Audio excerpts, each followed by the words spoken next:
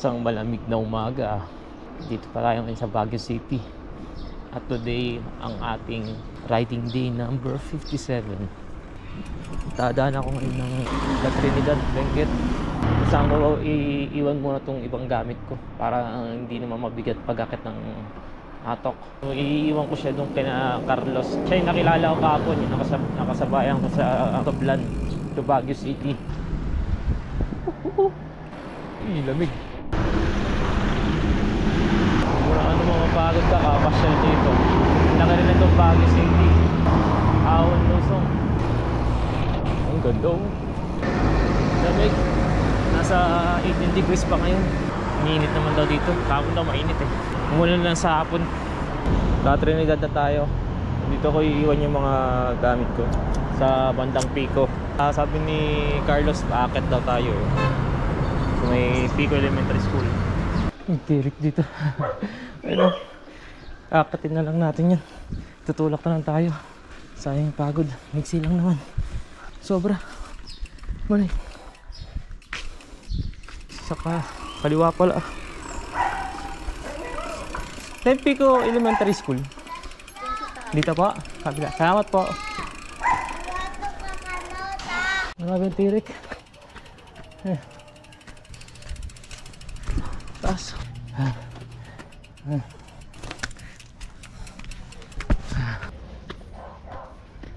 Dito pala sa kabila.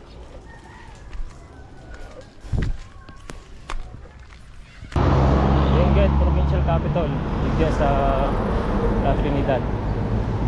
Ilang oras ko kaya maakit to. Makabutan na tayo ng hapon. Kahapon eh nabot tayo ng mga 6 hours bago narating yung Baguio City. Mahirapan lang naman ako mag kainan. Nakataas ko lang mag-upasan. Meron pa tayong 43 kilometers paakit doon sa highest point. Alas 7 na. Bakbakan na natin to. Bayan ng Tublay, Benguet. La Trinidad to Tublay. Hindi naman ganun katirik, banayad lang. Yung kanina ring lamig na wala na. Tagaktak na ulit yung pawis ko. Atok, 36 kilometers. Kapit na. Nasa Tublay pa rin ako. Kung inaakit to, ganun tinatirik. Banayad lang. 35 kilometers away from Atok. Hindi ko alam kung mauna madaanan yung bayan ng Atok o yung highest point. So mauna natin madaanan yung munisipyo nila. Bale mula sa munisipyo 2.4 kilometers pa yung packet ng highest point. Wala, malapit lang naman. Ano? Hindi na makita sa part na to yung ano Baguio, saka La Trinidad. Tublay na lang ata yan. Nandito ako sa Ambassador View Deck. At nakikita natin yung tatanaw natin pa rin yung Baguio. Ito banda, ito Baguio City pa rin. Tama ba? Kaya nga tayo sa clip. Mga 30 kilometers na lang yung Atok Municipality. And may dagdag pa na 2.5 kilometers packet ng highest point. Ayan, bawas na yung gamit ko. Dala lang ako yung bag ko na to. Lagayin ko ng kung ano ng tools, kapote, tubig. Tapos nagdala ko extra ng damit. Tapos ito pambomba, interior. Let's go na ulit. At may mga lusong. Ito lusong na naman. Atok na to eh. Nakita ako sa address ng isang tindahan. Atok na. May nagchat din sa akin na papuntang Old Highest ay 70% ahon, 30% lusong. Kaya ibig sabihin pag pabalik meron tayong 70% na lusong at 30% na ahon. Kaya kailangan magbaon tayo ng pabalik. So target natin mga pananghalian sa Atok, sa municipality nila. Ang haba ng lusong nito. Batay tayo na ito mamaya. Ahunin natin to. Haba. Haba na. Pero malayo-layo pa ako. Mga 24 km pa mula sa bayan ng Atok. Yun, bakit ulit? 30 pesos na siomay.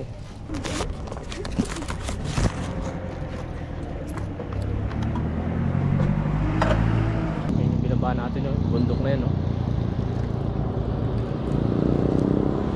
Proud.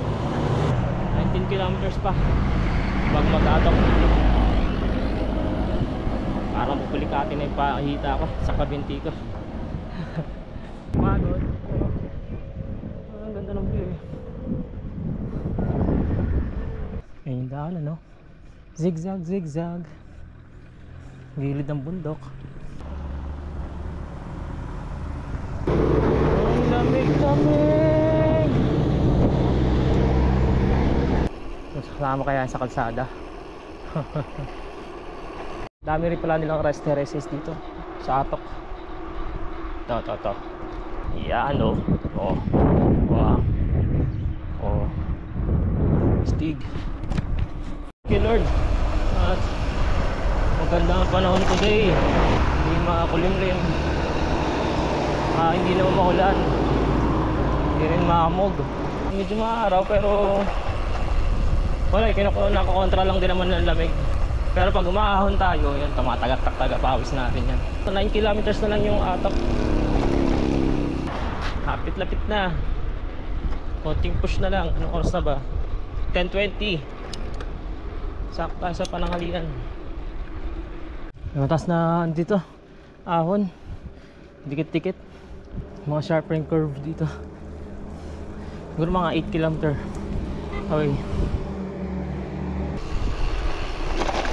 Ito pala, Halsema Half Tunnel tawag nila dito. Shoot na tayo sasaglit. Samahin tayo. Nagabagi sila. Naka road bike. Maya yan, tulin yan. Pababa. Buto ko sila dito sa 3 kilometers marker bago dumating ng Atok. Municipality of Atok, Benguet. Dito na rin sa wakas. Pero may akitin pa tayo 2.5 kilometers papunta dun sa Old Highs Point or Second Highs Point. Meron din daw pala kayo nandun. Sabi ng dalawang siklista kanina na nakasabay ko. Doon na lang ako kakain sa may tapat ng Viewdeck dun. Highs Point dati. Salamat. Second Highs Point. Daming repolyo.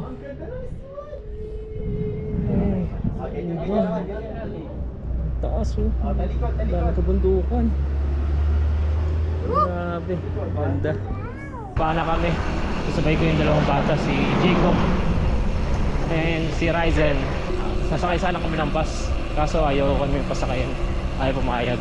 Kung may dumaan na truck na empty, natatry ko yung parahin para makasakay. Ang lamig bumaba. Saka parang di rin gabihin.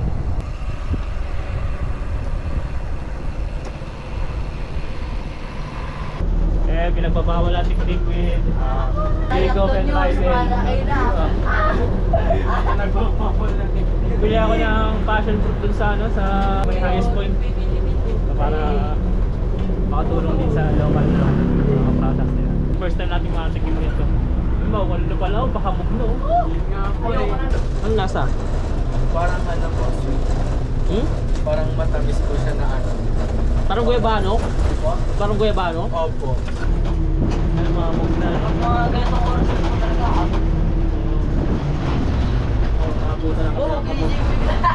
Hindi na nakasakay kami ng truck. Tagal na Trinidad Diesel.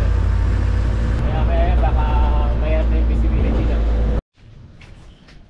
Tao po. Tao po.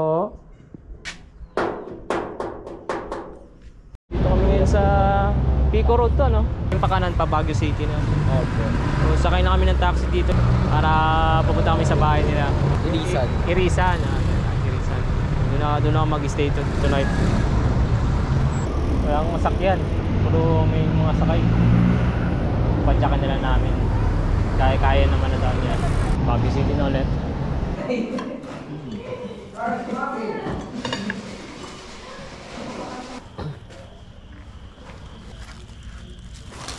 Tingnan nyo isa. Diba? Laki. Ako lang mag-isa rito. Isang buong bahay yung Hindi ko naman magagamit yung ibang kwarto. Sa kwarto lang. Na? Diba? Diba? Ganda. May kitchen. Hindi ko rin magagamit. May ref. Hindi ko rin magagamit. Yan. Salamat Jacob and family. Sobrang laking tulong po nito. Dito ko natatapusin ang aking riding day number 57. Konting-konti na lang. Siguro mga 5 days na lang makakauwi na ako sa Manila. Hanggang sa susunod na mga videos pa ulit. Salamat!